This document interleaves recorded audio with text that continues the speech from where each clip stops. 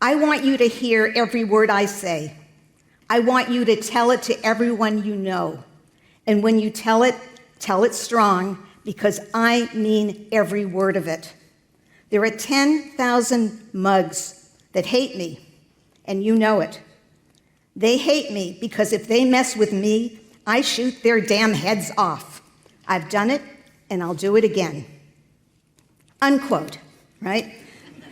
That was the voice of Mike Hammer, the hero created by Mickey Spillane. And we do hear every word he says. And after what I just read you in the novel, the next words he says are these: Jack, you're dead now. You can't hear me anymore. Maybe you can. I hope so. I want you to hear what I'm about to say. You've known me a long time, Jack. My word is good as long as I live. I'm going to get the louse that killed you. And finally this: no matter who it is, Jack, I'll get the one. Remember, no matter who it is, I promise. Okay, this is the introduction to Mike Hammer in the first scene of I, the Jury, which was the first novel in which he appeared. Mike speaks first to Pat Chambers, who's the captain of homicide. He's a police officer. And then he speaks to the spirit of Jack Williams, his old war buddy, who lies murdered before him. Now, Jack Williams had said that he would give his right arm for his friend, and he did. When an enemy soldier was attacking, Jack Williams put up his arm, he took a bayonet in the bicep, and his arm had to be amputated. And now he's dead. This novel was published in 1947, 75 years ago. Ayn Rand, as you know, read that novel, and perhaps you've read it too. And if you've read the novel, you know that in the final scene of I, the Jury, Mike Hammer keeps to the letter the promise he'd made. So, this morning I'm going to be asking and answering 3 questions. Who's Mike Hammer? Who's Mickey Spillane? And why do they matter? I'm going to start with Mike Hammer. He's the protagonist, he's the literary figure, and I'm going to describe him to you. I'll try to do it without too many spoilers. What I want you to do is to observe his actions, to see his soul, and to hear his voice. And then I'm going to tell you about Mickey Spillane, the writer who created him, and about Spillane's life and his other creative work. And because I'm speaking to you at an Objectivist conference, I'll look at Mike and Mickey from the standpoint of the values and virtues that are explained and explored in Ayn Rand's novel Atlas Shrugged, Part 3, Chapter 7. You know that chapter. This is John Galt speaking. And finally, I'll comment on how Mike and Mickey mattered to Ayn Rand herself. So, who's Mike Hammer? Well, he's a private detective, and the word private has a lot of meaning for this guy, and he pursues justice with physical and moral courage. He uses his gun, well, several guns. He uses his guns, his fists, and his mind to avenge the innocent, to destroy the evil, and to guard the good. He is not infallible. He's not always right. He is not invulnerable. He gets hurt, but he is unstoppable. He is unapologetic. He knows what he seeks, and he gets what he wants. He works on his own, private detective, private investigator. He refuses to be hampered by bureaucracy that interferes with his purposes. Although he's frequently motivated by revenge and by a personal connection to the crime he's avenging, he is not a loose cannon. Mike Hammer is a cannon under control. He's a good character. He's a man of independent judgment. He will not place anyone's judgment above his own. He does accept help, but it's help that he chooses. He judges for himself the potential usefulness of any information or physical aid from the police or from his office assistant, Velda, who is herself a licensed PI, carries a gun. So he can consult others, he can ask trusted others for information or backup without compromising his independence. He's always in charge. He's a man alone, but he's not isolated. If this man is an island, it's the busy, buzzing island of Manhattan, the city that never sleeps. And sometimes it seems that Mike Hammer doesn't sleep either. He lives by a personal code. His integrity is unbreached. He's the agent of justice. The very title of that first novel highlights who he is, I, the Jury. He stands for the jury. for the men and women who are responsible for weighing the facts and reaching a conclusion regarding innocence or guilt. But he also is the jury. He's unanimous. He's one voice, one man with one mind and one course of action. And if you read, the books are in the first person, and the titles emphasize the singleness of Mike Hammer, I the jury. And that's my gun is quick, vengeance is mine, kiss me deadly. It certainly seems that Mickey Spillane enjoyed writing Mike Hammer in the first person, and that there was obviously a deep connection between them.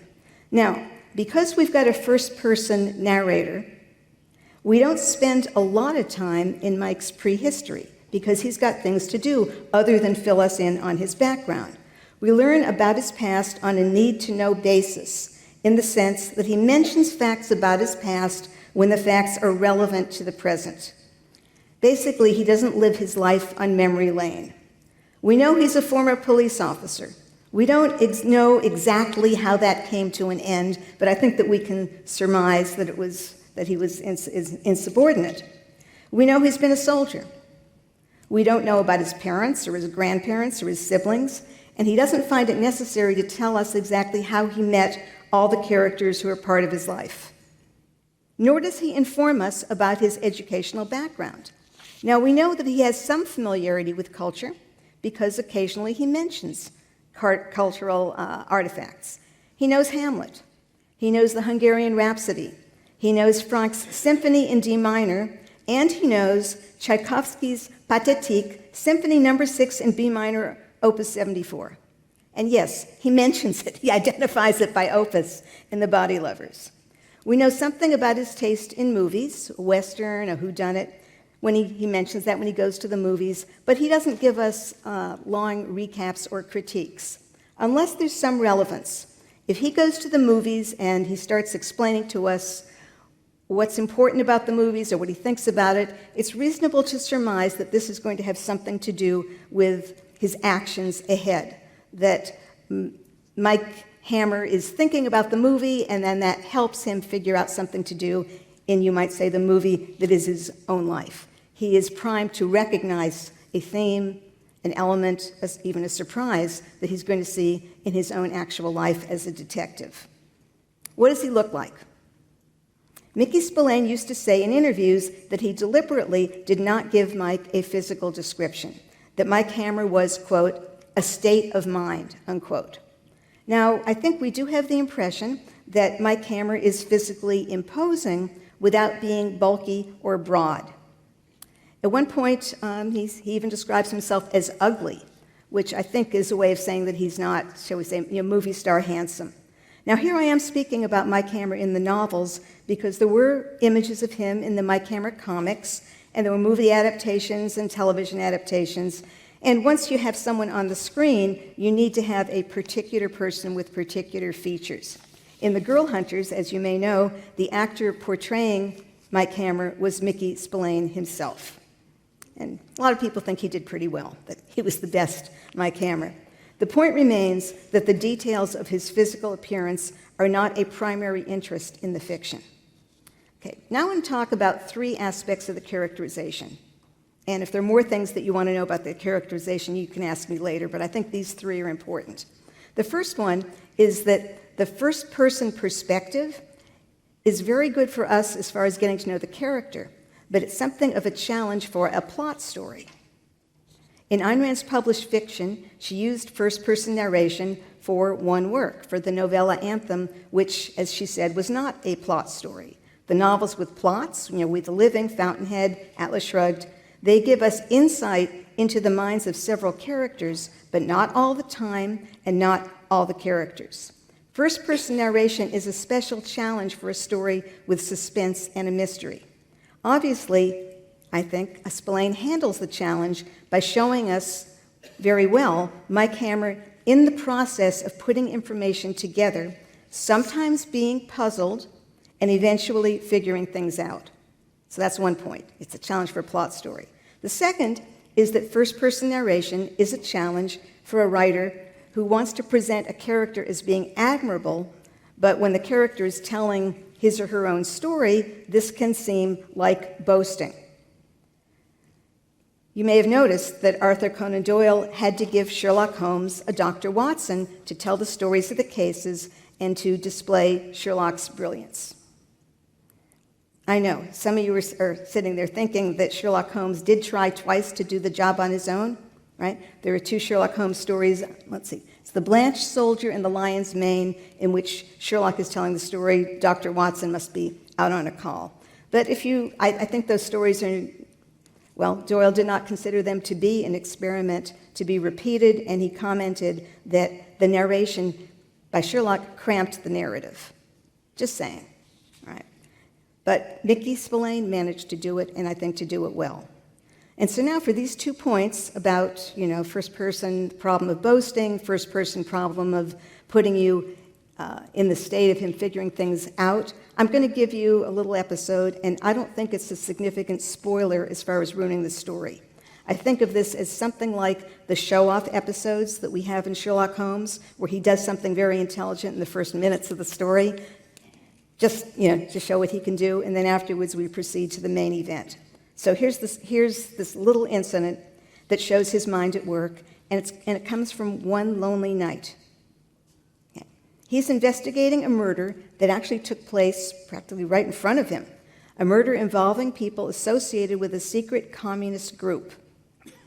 So he comes to a meeting of this group. He shows up with a green card, supposed to identify him, which he took from a dead man, and he pretends that he belongs there.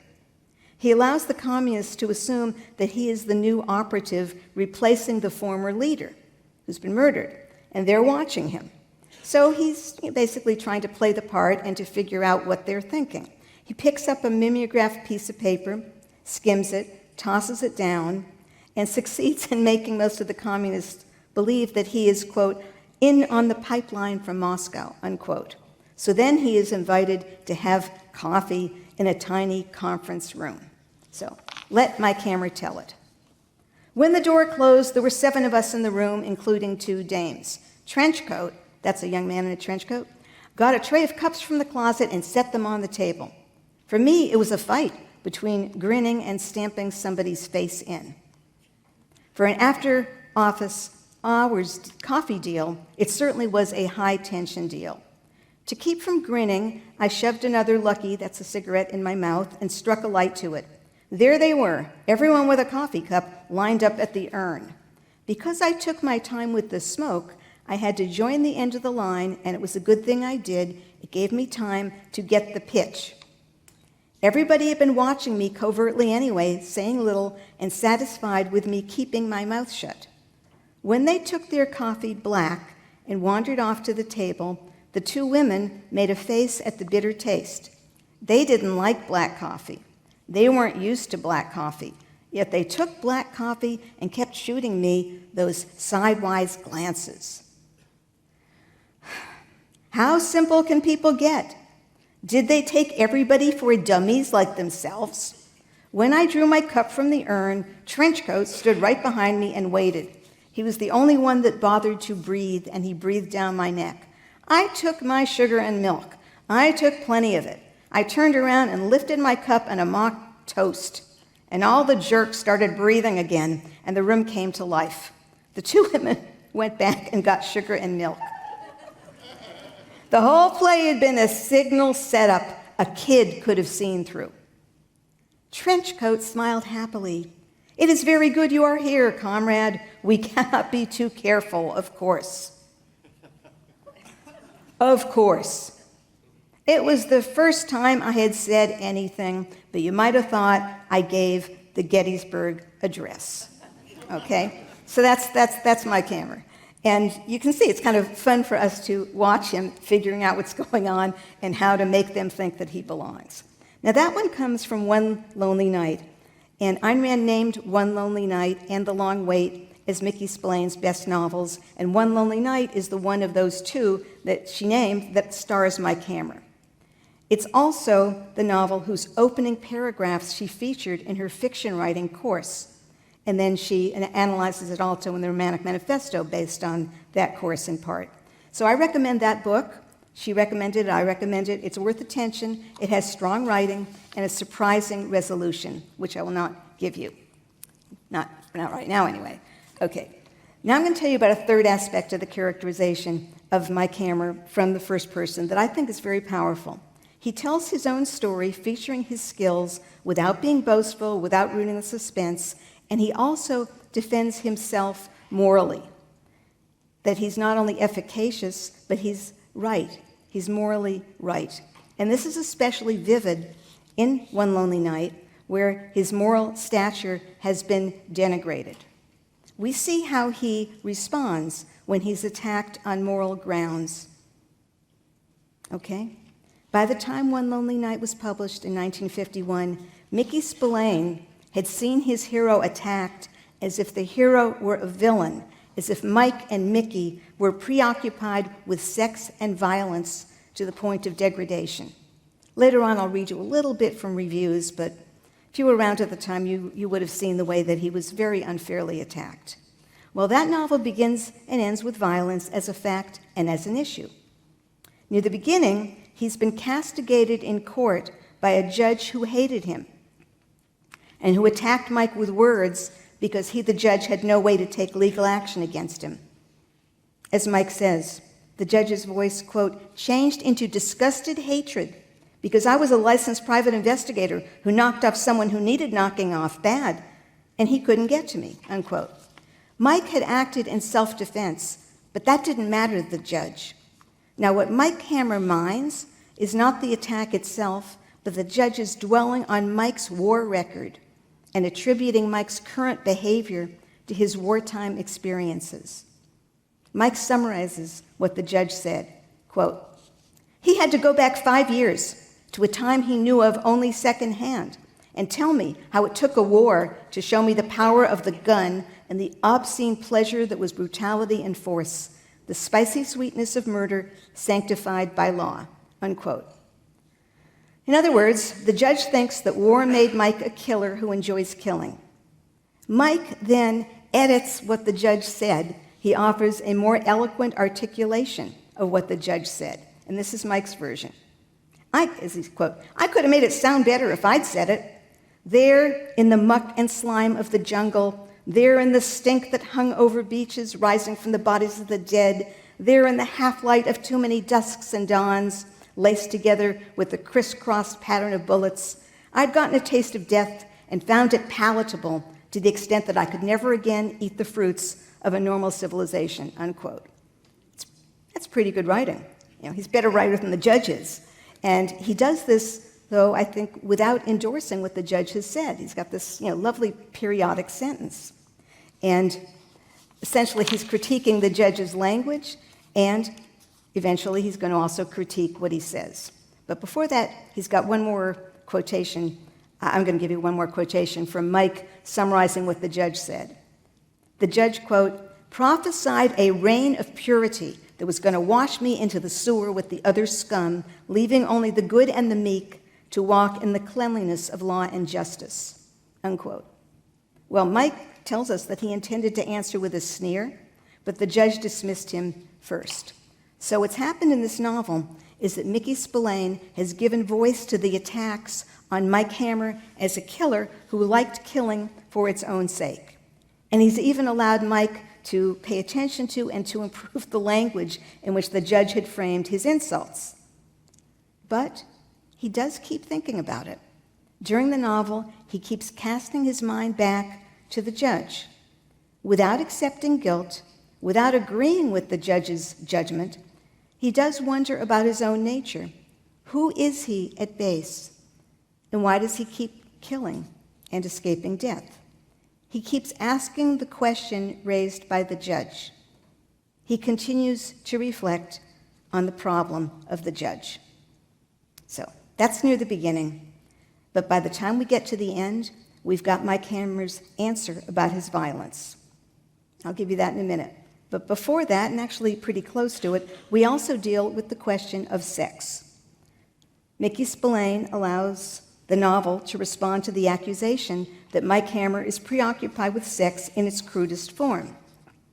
And I'm going to give you the scene, but without the full context, but I want to read you some of what Mike sees and thinks. He sees a woman being tortured to make her talk, to reveal secrets. The bad guy says, "You'll die if you don't tell me."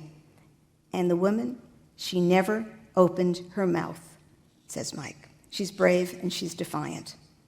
And then Mike describes her. Then there was only beauty to the nakedness of her body, a beauty of the flesh that was more than the sensuous curve of breasts drawn high under the weight of her body, more than those long, full legs, more than the ebony of her hair. There was the beauty of the flesh that was the beauty of the soul, unquote. And then he says something else. He says, it is this that is under attack by, quote, the philosophy that lived under a red flag, unquote. Well, of course, it's not 1951 anymore, but this to me does not exactly sound like sleazy sex. It's not sleazy. There is sex, but it's part of the story. Well, it will not surprise you to know that Mike Hammer rescues the woman of beautiful flesh and soul. And when he rescues her, he weeps with the power of his emotion. And I'm going to quote this again. I cut her down carefully, dressed her, right, put her clothes on, cradled her in my arms like a baby, and knew that I was crying. Me, I could still do that. I felt her fingers come up and touch one of the wet spots on my cheek, heard her say the 3 words that blessed everything I did. Then I went back to the path that led out into the night that was still cold and rainy, but still free to be enjoyed. There was a soft spot on the ground where I laid her with my coat under her head while I went back to do what I had to do, back to work. Well, I think that speaks for itself. Now, this does not happen to be a passage that the Spillane haters cite, but it's right there in the book. It's right next to the physical force. It's right next to the physical description. And it's about someone who exercises force in defense of the woman he loves. And in addition to attaining a kind of emotional deliverance, and of course he saved her, he also achieves a personal epiphany, an explicit answer to the words of the judge at the outset of the novel, an answer to the question he's been asking, a solution to the problem of the judge. Quote, and in that moment of eternity, I heard the problem asked and I knew the answer. I knew why I was allowed to live while others died. I smashed through the door of the room with the Tommy gun in my hands, spitting out the answer at the same time my voice screamed it to the heavens. I lived to kill the scum and the lice that wanted to kill themselves. I lived to kill so that others could live. I was the evil that opposed other evil. Now, he shouldn't have called himself evil, but still, that opposed other evil, leaving the good and the meek in the middle to live and inherit the earth. Now, remember what that judge said? The judge said that a rain of purity would wash away Mike Hammer, leaving only the good and the meek to walk in the cleanliness of law and justice. Well, Mike remembered that. And a careful reader, I think, would remember what the judge said. And Max Allan Collins, I'll tell you about him later, he was Mickey's literary executor. He noticed that too, and noticed how there was a kind of full circle and an answer. And he's commented on the way that Mike Hammer comments on what the judge said. And I think we too can comment. No, judge, washing away Mike Hammer is no way to protect the good. Washing away Mike Hammer would leave the good helpless. The good in this fiction can live and thrive only if Mike Hammer is on the job. And of course, Mike Hammer's on the job only when Mickey Spillane's on the job. So now I'm going to tell you about Mickey Spillane. He was born Frank Morrison Spillane in Brooklyn on March 9, 1918. He attended Erasmus High School in Flatbush, a school with many famous alums from different times, and around the time Mickey was there, Herbert Apteker, the Marxist historian, was there, and the author Bernard Malamud was there, and the actors Eli Wallach and Jeff Chandler and Susan Hayward, and in later times many other people. I mentioned it to someone who said, oh yeah, Bobby Fischer went there. Yeah, but he dropped out. And just saying. All right, Mickey Spillane, after high school, began writing for the Slicks, the Pulps, and the Comics. He worked as a lifeguard and a store clerk. The day after Pearl Harbor, he enlisted and became a fighter pilot and a flight instructor. So where does the writing come in? After the war, when he was married and seeking to buy a home, he needed money. In a matter of days, sometimes he said 9 days, sometimes he said 19 days, but not that many days. He wrote the first Mike Hammer, and Dutton published it in hardcover, and then Signet published it in softcover, and that sold millions of copies, and a star was born. So what happened after that? Many reviewers dismissed or condemned Spillane's writing. Many readers, undeterred, devoured the books anyway. I am now going to quote from a few of the critics. This is not a pleasant task, and I will be, like his gun, quick. All right, New York Times. Overheated, unbelievable, disorganized, and preoccupied with violence for violence's sake. That's it. Saturday Review. A wholly unadmirable kind of wish fulfillment on both an immature and a potentially destructive level. James Sando, an inept vulgarian. I always wondered about that, right? Would an adept vulgarian be better? But, sort of like a double insult, an inept vulgarian. And then there's Malcolm Cowley, who's a major writer, who said that he was a paranoid sadist and masochist. Well, disdain from the critics, said Mickey Spillane, did not bother him. He was interviewed by Scott McConnell for 100 Voices, book of interviews with people who knew Ayn Rand, and in there he said, I never pay any attention to critics. They got their book for free, so shut up. They never bothered me. I had some of the worst articles ever written about a writer. When they pick on the audience, and they say, you're stupid if you read books by so-and-so. All they're doing is knocking themselves in the head. The people buy a book because they want to read it. And the people certainly bought millions of copies of the Mike Hammer books. And Mickey Spillane, I think, appropriately enjoyed his sales. In the late 1950s, he commented in an interview, there was a little character on a television program who said to me, it's a terrible commentary on American reading habits that in the top 10 fiction bestsellers of the last 50 years, you have 7. And I said, shut up. You're lucky I didn't write 3 more. All right, true story. In an interview in 100 Voices, and he said this other times too, he said, I was the 5th most widely translated writer in the world. Ahead of me were Lenin, Tolstoy, Gorky, Jules Verne, and then me. I have to say, the other 4 were all dead. Okay. And, he's been translated many times, and by now I believe I've read that more than 225 million copies of his books have been sold. Okay, so those are, the Mike Hammer books are a lot of the sales, but just to tell you about what else he was doing, I'm going to tell you about some of the other things that he wrote. Okay, we've got the 4 Tiger Man novels. Man with 2 N's, but nonetheless, joke. They're concerned with the world of espionage. They were published in the years 1964 to 66, and I think it's not a coincidence that this time corresponded with the end of the career of Ian Fleming, who died in 1964. And the last James Bond novel published during Fleming's lifetime was The Man with the Golden Gun, which he himself did not want to publish as is. He was winding down anyway. Well, Ian Fleming's gone, but the espionage fiction had sold well, and Mickey Spillane thought that it was worth taking a crack at that, and he may have thought of himself as taking a baton handed to him by Fleming and moving forward with espionage background, but combined with his characteristic New York setting and with Spillane's own style of dialogue and characterization. These books were not as successful with readers as the Mike Hammer books, and as you may know, Ayn Rand objected to some of the muddled or wrong political implications within them. So, the Tiger Mans. There were also the standalone novels, including The Long Wait, which is one of the 2 Ayn Rand especially liked. The Long Wait involves, without spoilers, a hero with the usual revenge motive and an unusual mental state, selective amnesia. He's seeking the facts about an injustice done to someone he respects, and he's seeking simultaneously the truth about his own identity.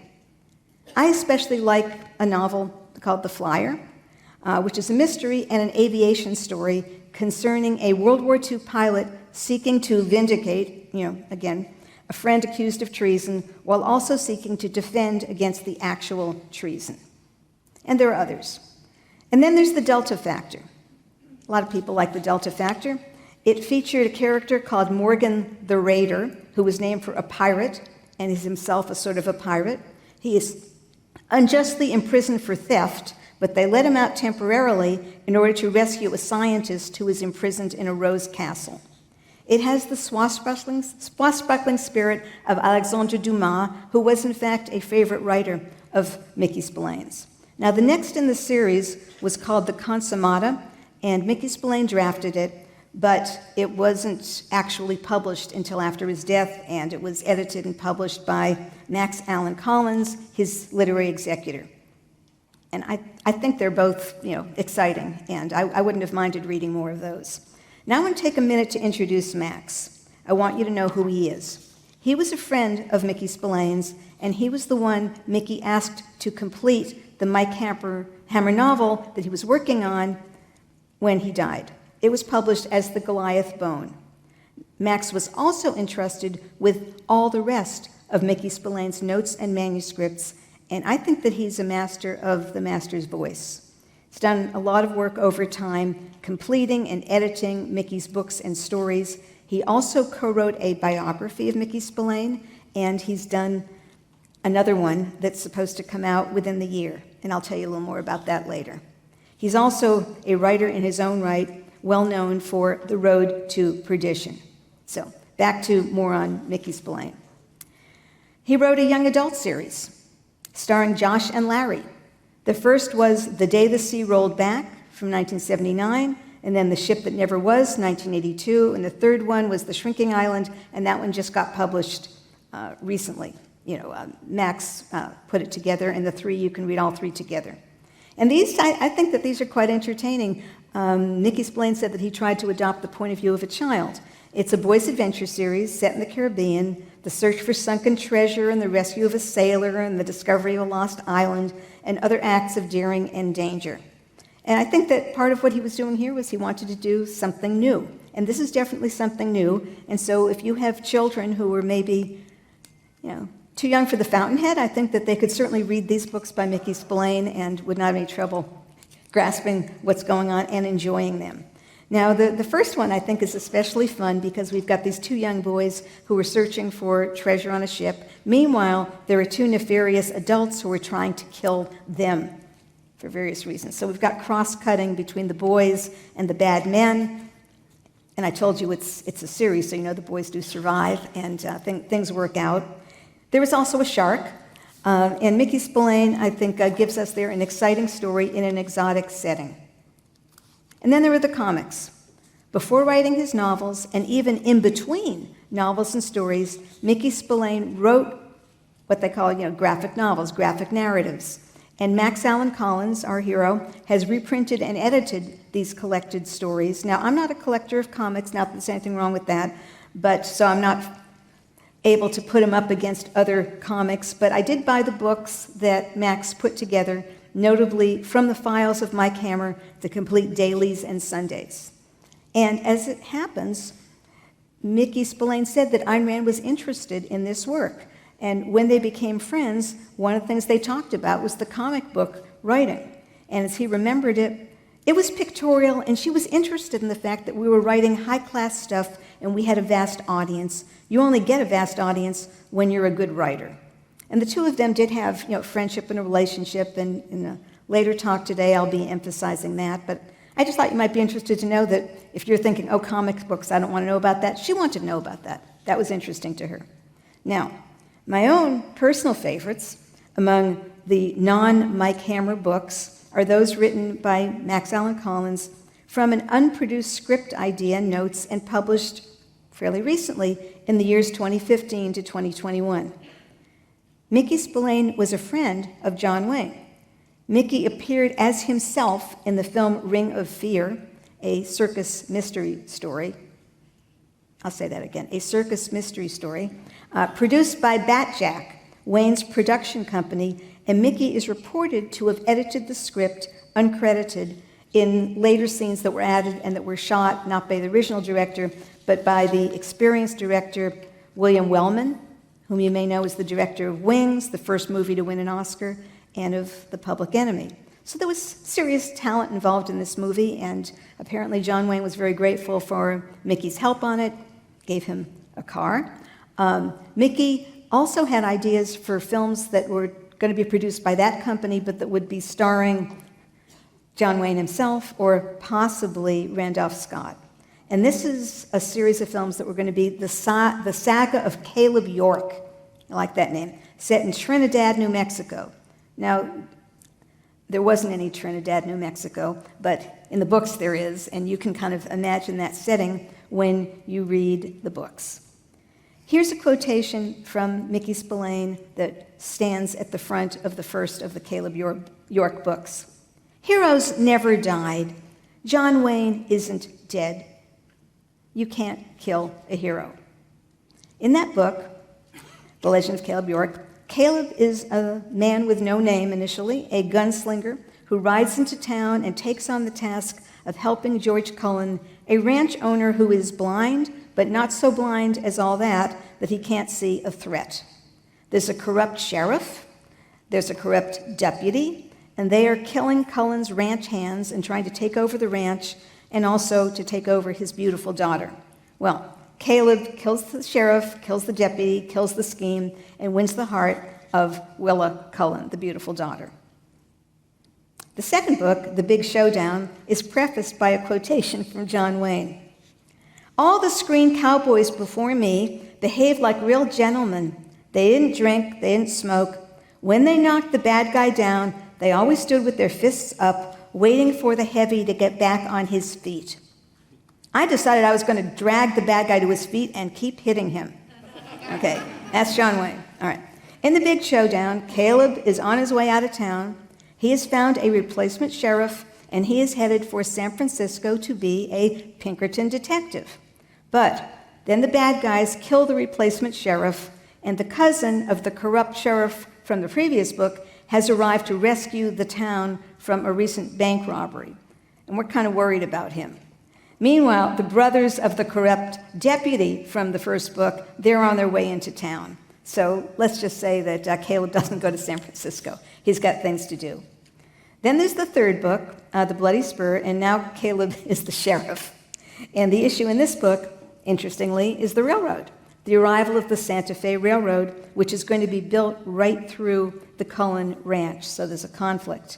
And then there's Last Stage in Hell Junction, Hot Lead, Cold Justice, and Shootout in Sugar Creek. That's the sixth one, which has just been nominated for an award. So maybe there'll be more. Now, they haven't been filmed, but when you read them, you almost feel as if you're watching a movie. I certainly can. And I do typically picture John Wayne as Caleb, but it's also kind of a combination. It's as if we've got Mike Hammer on a horse, the sheriff of Trinidad, New Mexico. So far, I've been telling you about plots and themes and characterization. For details, see the novels themselves. I wanted to mention, just as far as characterizing Mickey Spillane and his writing, something that was important that he discussed in his conversations with Ayn Rand. And when he was interviewed for 100 Voices, what aspects of writing did you discuss? He said, "We discussed subject matter and ways of writing a story. One of the things she always appreciated was the fact that people don't read a book to get to the middle. They read a book to get to the end and hope the ending is so great that it justifies all the time they spent in reading it. You have to get to the end of the book and say, wow, that's the biggest part of the book." We talked about things like that. Now, he also said the beginning's important, right? The beginning sells the book. You need to read the book, and the ending sells the next book. So that's most of my second part, what I want to tell you about Mickey Spillane.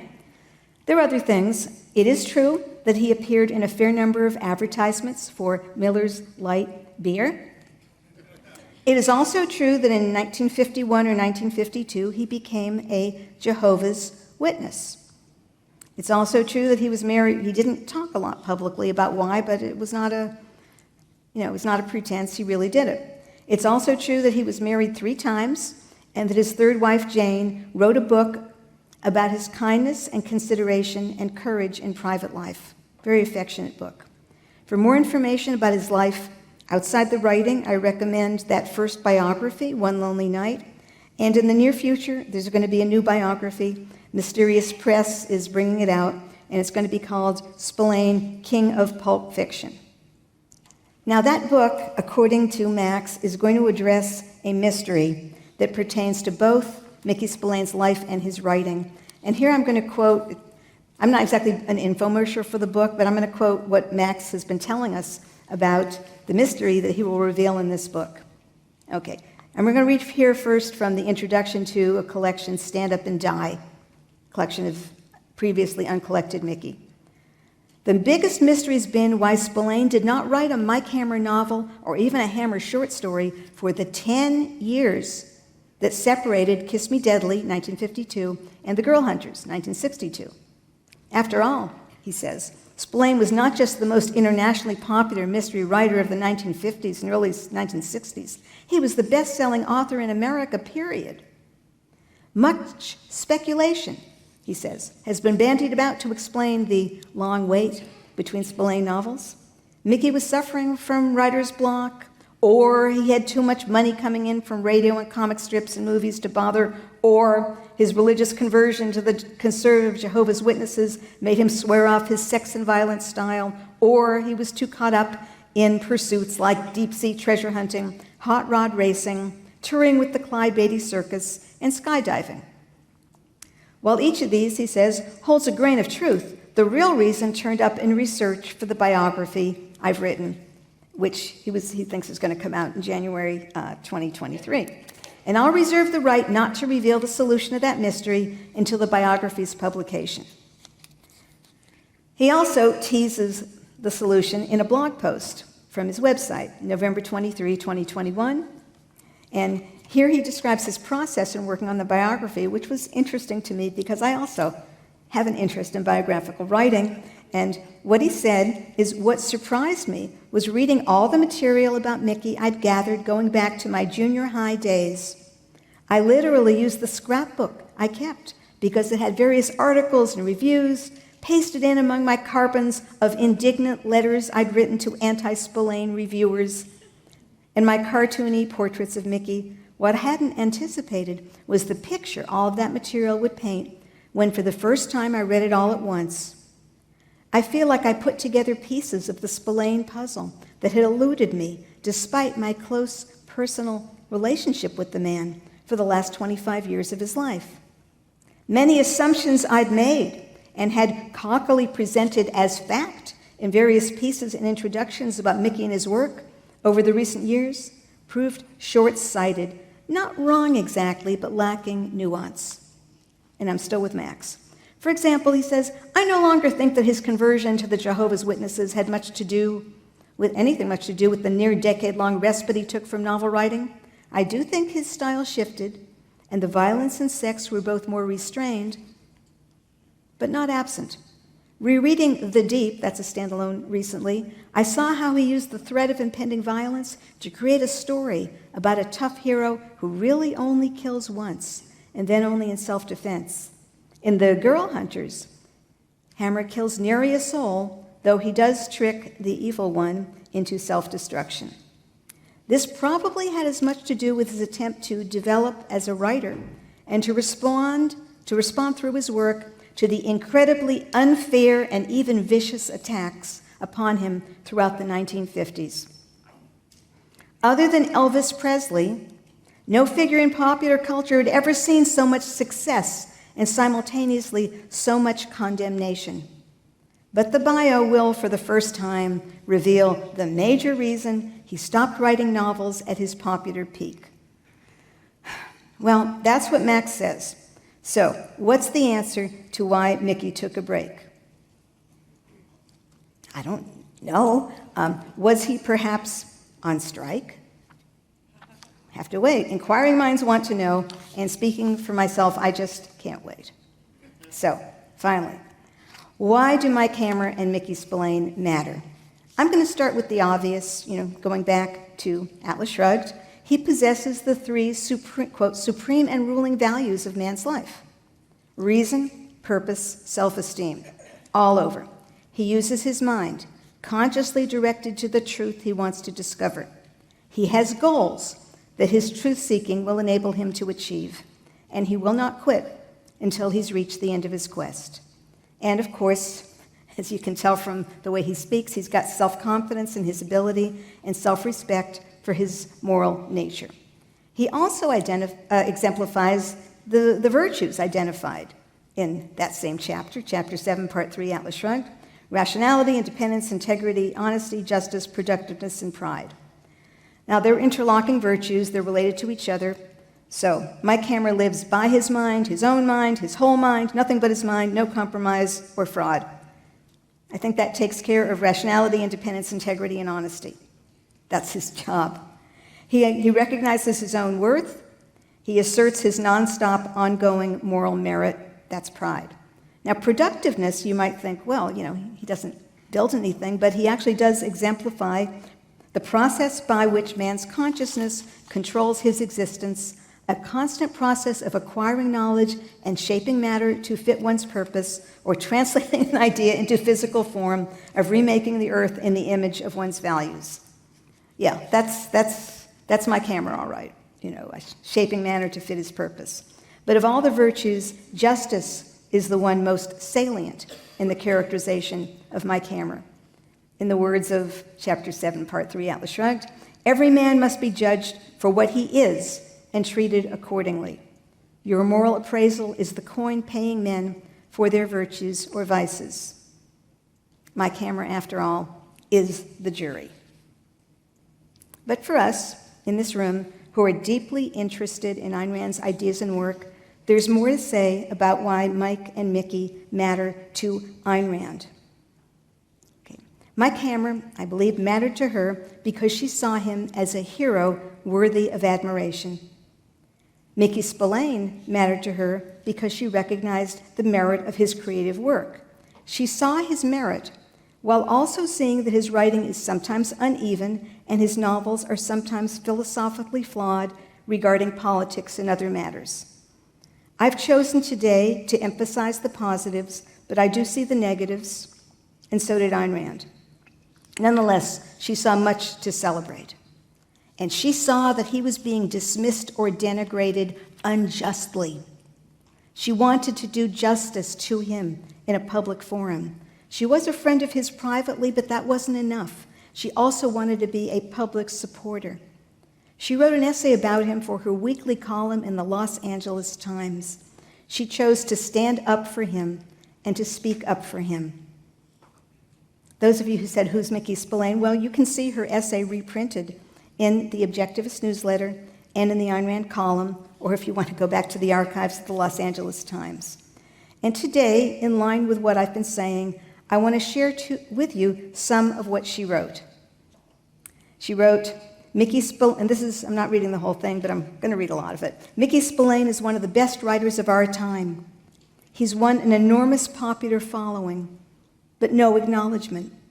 He stands as a measure of the gulf between the public and its alleged intellectual leaders. And then she goes into that some length. And she says those intellectuals feel hatred for any projection of man as a clean, self-confident, efficacious being. They extol depravity.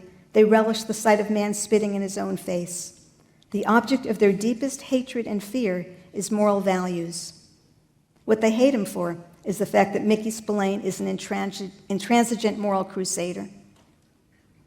Well, maybe it takes one to know one, but she noticed that and she wanted to say it. Back to her article. Detective fiction presents in simple, primitive essentials the conflict of good and evil. That is the root of its appeal. Mickey Spillane is a moral absolutist. His characterizations are excellent and drawn in black and whites. There are no slippery halftones, no cowardly evasions, no cynicism, and no forgiveness. There are no doubts about the evil of evil. Still Ayn Rand? Spillane's view of life has a strong element of tragic bitterness. He projects the belief that evil is powerful, a view with which I do not agree, but that man has the capacity to fight it, and that no allowances, concessions, or compromises are morally conceivable or possible, with which I do agree, she says. His hero, my camera, is a moral avenger, passionately dedicated to justice, to the defense of the wronged, and to the destruction of evil. Okay, And then she talks about that and why that's needed. The sense that someone somewhere is fighting against evil. Few modern writers can approach his originality, his imagination, his sense of drama, the ingenuity of his plot structures. As a writer, Mickey Spillane has a brilliant literary talent. Okay, so that's what she said about him in the Los Angeles Times. Well, I think that part of what's going on here, of course she believed that, but she wanted to do for him what hadn't been done for her. Okay? I want to remember what Ayn Rand's own experience was, and not just with public condemnation, which we know about that, caustic critics, but with people who admired her, who kept their mouths shut. She knew that some people admired her work and were afraid to say so.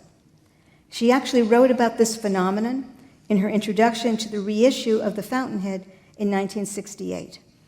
Now, this part that I'm going to read to you was not included in the published version, but I think it's pertinent here, and so I'm going to read to you from it.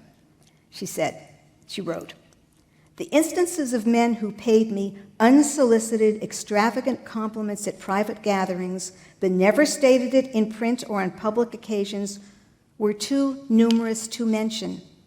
I do not mean the usual sort of gushers. These men were prominent literary or professional figures who had no reason to flatter me. In many cases, they did not even say it to me, but to others, without knowing that I would ever hear about it. If such were their views, they had no reason to be afraid of expressing them publicly, yet they kept silent. What I grasped was that this was deeper and worse than simple cowardice or conformity. For whatever complexity of reasons, whether out of fear or bewilderment or discouragement or repression or years of conditioning by altruism's vicious dichotomy between the moral and the practical, with the consequent feeling that the good is impractical and the practical has no place for values, these men were consigning their values, the things they loved or admired or enjoyed, to the airless dungeon of subjectivism, as private fantasies or fragile private treasures, unfit for the sunlight of reality, too fragile to withstand the faintest touch of reality's winds. They were condemning themselves to the long, slow, undemanding, safe, desperate trudging down a sunless road to the wonder of why no sun ray ever fell across their path." Well, that's not Ayn Rand. Okay, she wasn't afraid. She wasn't bewildered. She wasn't discouraged. She certainly wasn't repressed. She wasn't a coward. She wasn't a conformist. She didn't believe that the good was impractical or that the practical had no place for values, so she stood up. She spoke up for a writer who mattered to her and for a character who mattered to her, and I think that it mattered to her that she was able to speak up for him. Okay, now, I am not able to sort of see the time, but I did want to have Q&A, but if you've heard me speak before, you know I've always got extra stuff so that if there aren't enough questions, I'll tell you more things, but that doesn't mean that you shouldn't ask questions, okay? So I'll take questions now, and then there'll be more.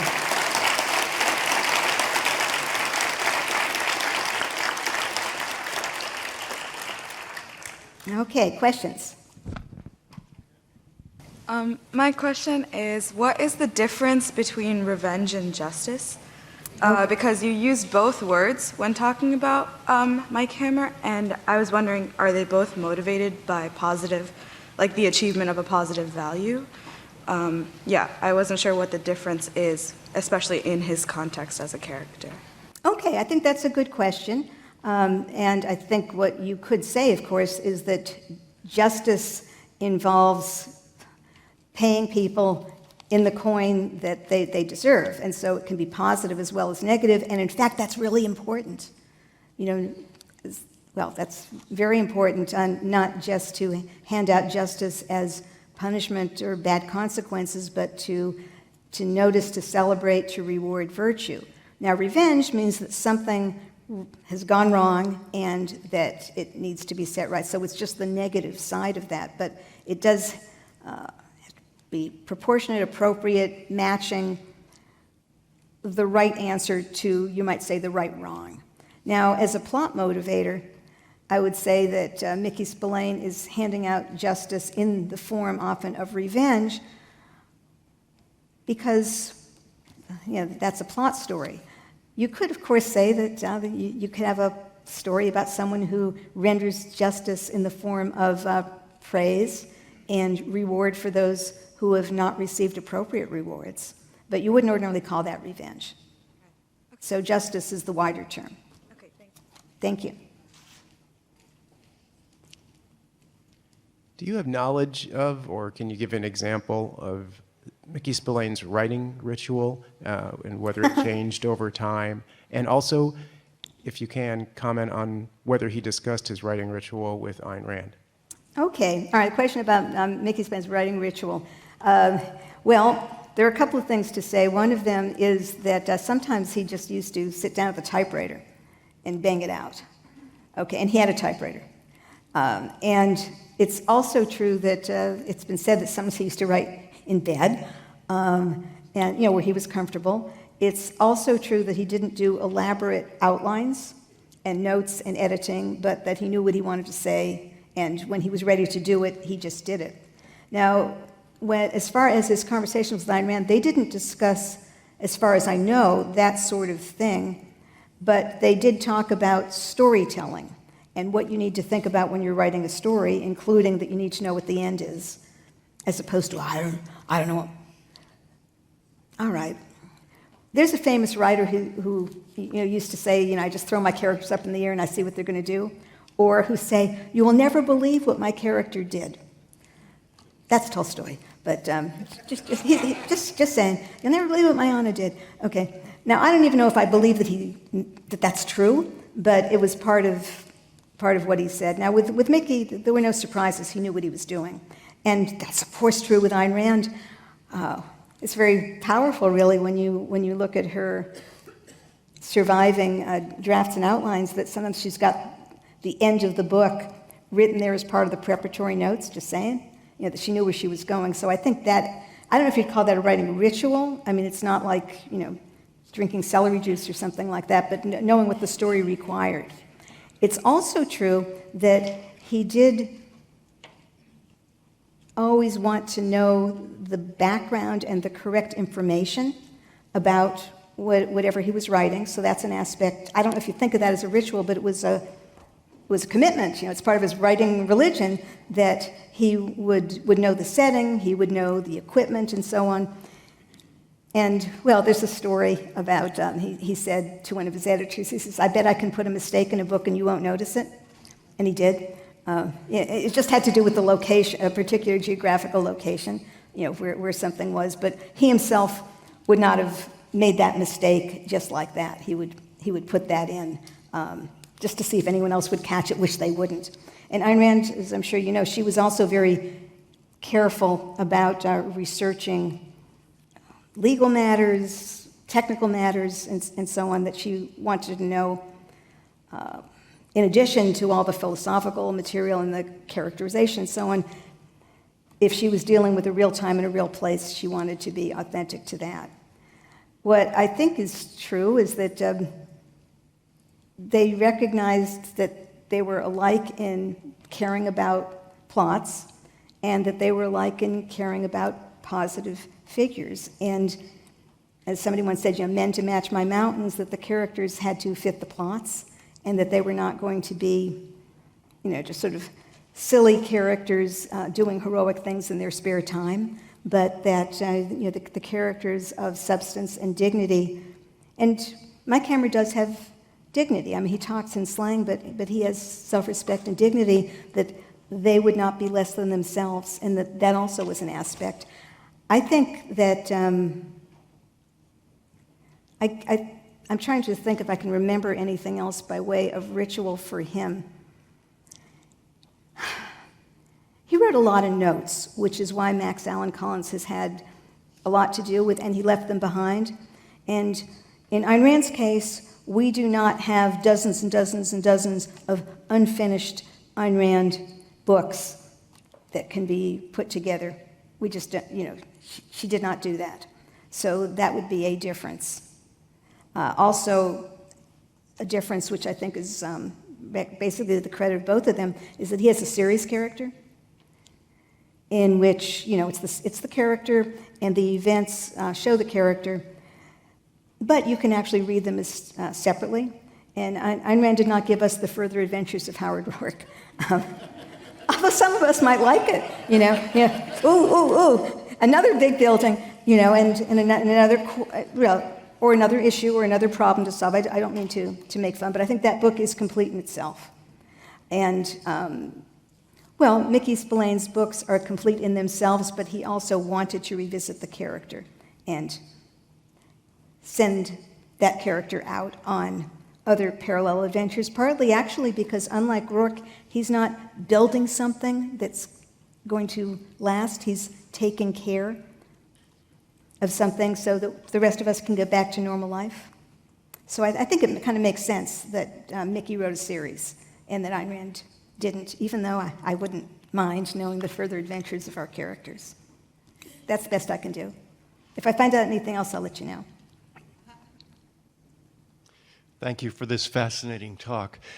I was interested in your description of Ayn Rand's article in the LA Times as an act of justice. Yes. I wonder if Mickey Spillane ever was in the position to return the favor, and if he ever did. Okay, that's an interesting question. Well, I think there are different kinds of justice. I think that Mickey Spillane did say positive things about Ayn Rand, but I think that he probably recognized that Mickey Spillane giving an interview saying, I really like that Ayn Rand, might be something of a mixed blessing, given his reputation and given the difference in the types of work they did. What is true is that he gave her a different kind of justice. He gave her the justice of appreciation. And the two of them were friends, and that they liked each other. And that was something that she didn't get all the time, and from a professional who knew how to write, even though the other books are different, but there are some qualities that are the same, and she really liked hearing from him, and she liked seeing him, and she liked knowing him, and I don't think that it would have helped her to have him write a column in the LA Times about her, but that he certainly was very grateful for her appreciation and also recognizing that she might see things in his work that he couldn't articulate as well as she could. If you read his interview in 100 Voices, you get some sense of what his attitude was like. And I guess I can tell you something that, I think I can tell you this. It's not something I'm talking about at the lunch later today. When I think about the two of them being together and enjoying each other's work without necessarily talking shop but also not talking shop, it reminds me of one of my favorite scenes in The Fountainhead. One of my favorite scenes in The Fountainhead is the description of what was like when work was being done on the Stoddard Temple.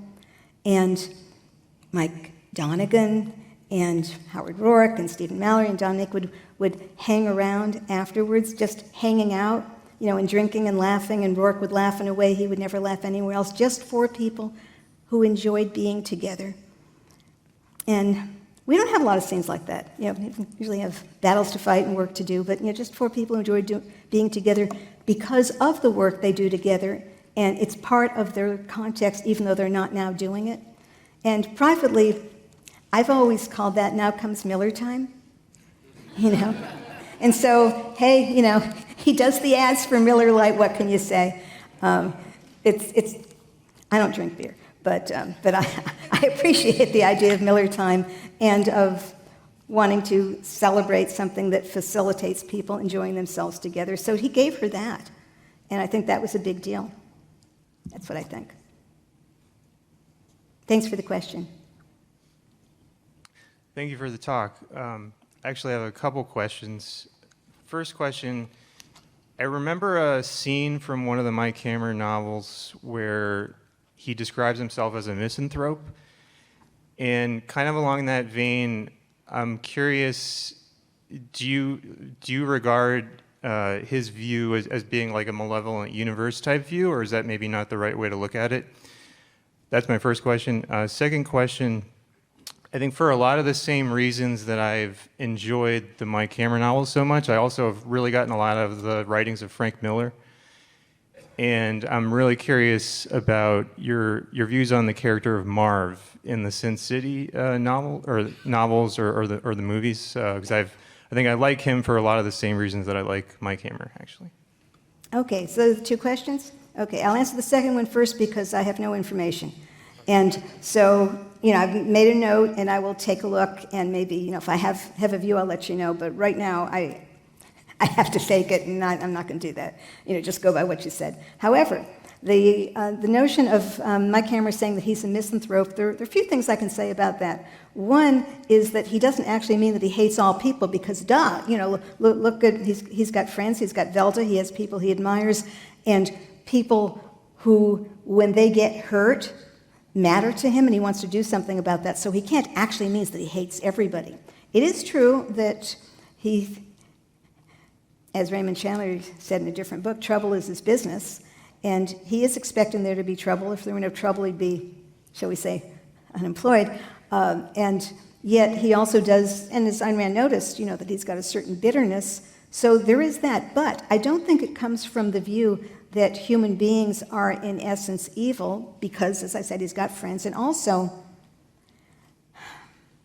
there's a certain aspect of characterization in some of Ayn Rand's novels that you might remember that pertains to having negative views of some people, especially in the mass. And Dominique has initially, less than positive view of many of the people around her. Kira talks about what, most people are like, and, she's not interested in them. For that matter, Howard Rourke, see all those people in the street? I don't care what they think about anything, including architecture. So there is some sense of being negative on people, especially in the aggregate. And I think that that's probably true for Mike Hammer as well, which doesn't mean that he's a human being hater, because he doesn't hate himself. And, well, I guess I'm sort of wrestling with the idea of whether to tell you this, and I think I can do it without I'll not do the spoiler part. This is an encounter that he has in a bar, and not a sexual encounter, just someone he meets and talks to, and it's a woman who is, a woman of the street, and he likes her, not for that purpose, but he likes her, and he thinks that she could have a different life. He sees possibilities in her, and he opens his wallet and gives her the money to change her wardrobe and change her life. I won't tell you what happens after that. But, just that's not the action of a misanthrope. Right. And, he just says, oh, well, this is something I can do. And it's not that he goes around all the bars, handing out money to people, but he liked her. He liked her. They had a conversation, and he liked her. And he saw her as someone who was a victim, not through just her own choices, and he wanted to change things. So that's as far as I'm going to go with that one. But it's just like a little incident, and I think it shows you something of Mike Hammer. Thank and you. As far as the other, I don't know about this Marv, so I'll have to look into that. Yes. First of all, thank you for avoiding spoilers. I've never read Mickey Spillane before, so I have a simple question. What's your advice for which books of his to start with? Well, I think that One Lonely Night is a good one to start with. I mean, for one thing, you're already ahead, because I gave you some things from it. But it was a favorite of Ayn Rand's. She's got this gorgeous stylistic analysis of the beginning, which you can read in The Art of Fiction, edited by Tara Beckman, and you can also see it in The Romantic Manifesto. And seeing Ayn Rand analyzing someone's style is always a treat. So you could even read that and then read what Ayn Rand has to say. So that's a good, and I think it has interesting aspects to the story. I like that one a lot. The Long Wait was another one of her favorites. It's not a Mike Hammer, but I think it's very interesting. And I happen to I happen to like the early books better than the later ones, so I would probably go back to the early ones and read them, and then if you have read all of them and want to keep going, you could read some of the later ones, but I'd probably go more in order than start with the late ones. Thank you. No, that's what I think. Hi, thank you so Hi. much for this. I'm very excited to potentially dive into some of these books. I've never read Mickey Spillane before. But I wanted to ask a question about something you mentioned, Ayn Rand standing up for Mickey Spillane, and also some of what I'd never heard before, but you mentioned that she talked about people who admired her who didn't stand up for her writing. And I was wondering, do you think that the failure of some intellectuals who admired Ayn Rand to write or stand up for her has set back the spreading of objectivism and like the spreading of objectivism? And also, do you think that would count? Would you characterize that as cowardice? Well, that's an interesting question, the people who didn't speak up and what's the impact of that and what are the motivations. I'm not one of them, so I don't know. I think sometimes people are embarrassed to say something that they know is likely to incur disapproval, and so they keep their mouths shut. I think also that to some extent, as long as books are in print, people can find them, and so it's not as if the books disappeared from the universe because they were not promoted.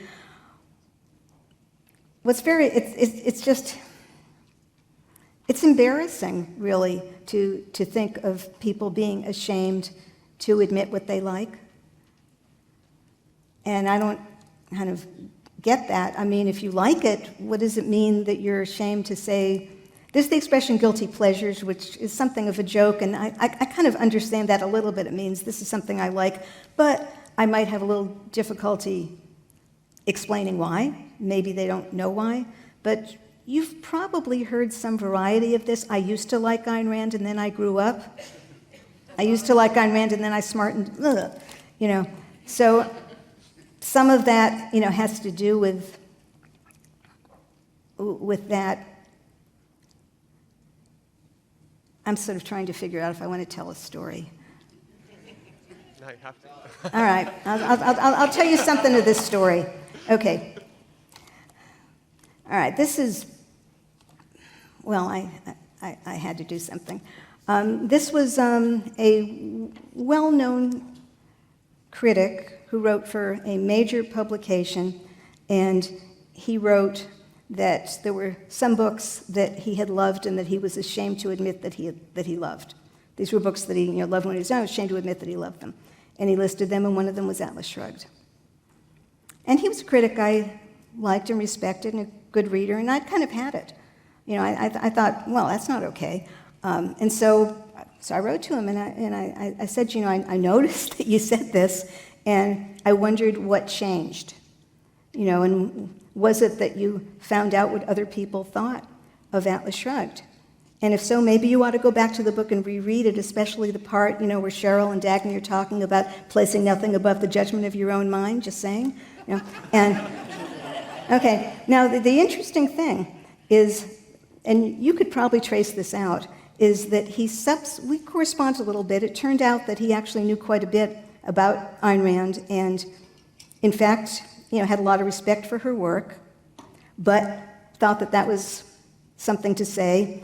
And I commented, I said, all right, well, you respect her work, but what is some kid going to think? Some kid growing up who reads what you said and thinks, oh, well, here's this famous critic who's now embarrassed to like Atlas Shrugged. What do you think about that? And he didn't answer that part. But I kept sort of following over the years, and I did see in a later column, he listed masterpieces, and he said such masterpieces as, and Atlas Shrugged was one of them. So he never kind of wrote to me, but I guess I figured that I'd called him on this, and that he figured he'd better admit what the story was, and he did subsequently write an essay on Atlas Shrugged that was, quite favorable. So just saying, Now, it wouldn't be too hard to figure out who it is, but I have not been in touch with him, and so I don't feel quite comfortable in doing more as far as quoting our email correspondence, which was back in the old days. I don't think I've even got that email account, but I did print up our exchanges. But, you know, he thought it was a funny joke, and I didn't think it was a funny joke. Now, that isn't, I mean, really, but I don't think that that necessarily has had an impact either way, because I don't know who other than me would have noticed what happened, you know, that he'd changed. But I think it does work negatively when people use Ayn Rand as a punchline. And I think it worked negatively when people used Mickey Spillane as a punchline. It just isn't right. They should quit doing it. And I think some people who are second-handers might see Ayn Rand or Mickey Spillane mistreated and think, okay, I guess that's someone I can cross off my list. And then they don't actually make the first-hand encounter, which might change their minds. So that's what I think. And I see I've got another question here.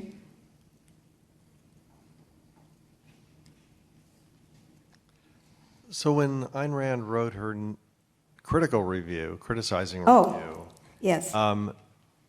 do you know how did Spillane react to that, and did it change their relationship? Okay, all right, that's a reasonable question. Well, first off, I can just plain refer you to the fact that he gave his interview in 100 Voices, and that was years after, right? So you can look up in there and see what he said. He was asked, you know, she didn't like that one. He says, yeah, that was not on my camera. And he still had, you know, tons of positive things to say about her. It's also true that he didn't stop writing. He did stop writing the Tiger Mans, you know, pretty soon. And I'll say a little more about this at the other event, but essentially, which I know some of you aren't going to, but essentially, she kept praising him afterwards, and he kept praising her afterwards. And they didn't live in the same city, but he liked to see her when, and she didn't go visit him in South Carolina or anything, but he liked to see her when he was in town, and he thought of them as friends. It's also true that her view, what she wrote there, it's fair to say that she wrote that, that's justice too. You know, she wrote that for her own readers, so they would know that what she said about his other writing didn't go for this one. I mean, that's fair. You would do that, you know, if you'd recommended something to someone and then the person is a living writer and has written something else, and you want to be sure that your endorsement and positive comments are not applied to this other work of which you disapprove. And she, you know, basically always liked the books that she'd liked. She didn't say, oh, and now I realize that the seeds of it were there all along. No. You know, what she liked before, she still liked. It is true that she knew that he was not deep philosophically. That was her department, you know. But she thought that he was a good plot writer and that his style was often excellent, and she liked Mike. You know, she liked Mike Hammer. And this was a Tiger Man novel, you know, not a Mike Hammer novel. So I think that kind of covers the Day of the Guns episode, which I read it too. I didn't like it either. But so I'm not exactly recommending that unless it's a matter of curiosity to you. Okay? Thank you. Thank you. One thing you didn't mention is the part where Ayn Rand read a passage from Mickey Spillane and a passage on a similar topic from Thomas Wolfe, and then explained why she thought one was better than the other. That sticks in my mind because I heard her doing that analysis in person. And I'm wondering if there was any controversy coming out of that, because it was a rather typical of her style, a counterintuitive kind of conclusion. Okay. Well, it is true that I did mention that she did the stylistic analysis in the fiction writing course, right, which she did privately, and then she repeated that. That was, and it's in the Romantic Manifesto. You know, she's got those two descriptions of New York, and part of what she enjoyed about that was that she was able to contrast them along particular dimensions that were important to her, including just having alert observation as opposed to generalized adjective hurling, which, she thought that Tom Wolfe was not presenting what he saw, but kind of up in the air, whereas Mickey Spillane shows you the winking out, what things actually look like. So that's not the only stylistic, she did the stylistic analyses of New York, she did stylistic descriptions of love, and she contrasted them. I think she enjoyed, because most of the time, when she was talking about writing, she was not talking about style, but when you have examples in front of you, it's easier to talk about style because there it is. People can see it right for themselves without having to read the whole book. So I think that was one reason why she did that. She didn't read the whole book by Wolfe, by the way, but she did, pick, just saying, she did pick One Lonely Night. She read the whole thing. She did, well, she was not interested, but she did pick out that passage, and she had things to say about it. And if you look at it, you can see what she's basing her views on. Yes? Yes. Could you could you address specifically what she found objectionable philosophically, with In Day of the Guns? Yeah. Well, I could, but part of what I thought is that it's in print, and I've been trying to emphasize things that aren't in print. If you look, might be October 1964. It's in the Objectivist newsletter, which I believe I don't get a kickback on this, but I believe we are selling these. And in brief, he's dealing there with some important political issues, but he's not dealing with them seriously. Or I think she says, one doesn't deal with issues like that. And she also didn't like a certain aspect of the vigilante aspect, because it's clear in the My Camera books that he's a private investigator, he's got a badge, can get along with the police, and the Tiger Man setup is much more shadowy. So I think those two, and the enemy is not as clear. Now, I've really just kind of mentioned a few things that she wrote about, but she writes about that much better than I do. And she says, because in the past I have recommended, I regret having to tell my readers that I do not extend my admiration to his latest work. But, it's just treating important world political issues, force, when it's justified to use force, what's a government, differences between, these are all important issues, and he folds it into the background of a spy story without doing, you might say, justice to the weight of the issues. But that's what, I think that kind of covers it. Thank you. At least that covers what I'd like to say. But we can go look over in the attendee services. They've probably got copies in there of the newsletter. And she calls it a book report, not a review. Okay, now did I have questions from the online people? No questions. Oh, it's the roar on the other side of silence. Okay, well, so I've got a little more time and I can tell you something else? Yes? Okay, all right, here we go. All right, I'm going to tell you about something I uncovered in my research because I'm always interested in tracing trails. And this has to do with something you might have seen online because somebody put it up there and everybody thought it was funny. Okay, you may have read that the well-known and well-respected American writer Flannery O'Connor had a negative view of Ayn Rand. Specifically, you may have read that Flannery wrote to a friend, this makes me angry, but I'm going to read it anyway. I hope you don't have friends who recommend Ayn Rand to you. The fiction of Ayn Rand is as low as you can get Ray fiction. I hope you picked it up off the floor of the subway and threw it in the nearest garbage pail. She makes Mickey Spillane look like Dostoevsky, unquote. And people think that's funny. Okay, now, I know that Ayn Rand didn't like being confronted with unjust comments from critics, but this barely doesn't even register as a comment from a critic. There's no point to it. And if she were here, I'd probably tell the context ahead of time. Here, I thought I would just share it with you. You can look it up. You can see it on Google. It's very annoying. But I figured that there might be more to the story and that I would try to find it out. Okay? And that turned out to be true. It turned out to be true that that comment reflects much more on Flannery O'Connor than it does on Ayn Rand or Mickey Spillane. Now, where's this comment come from?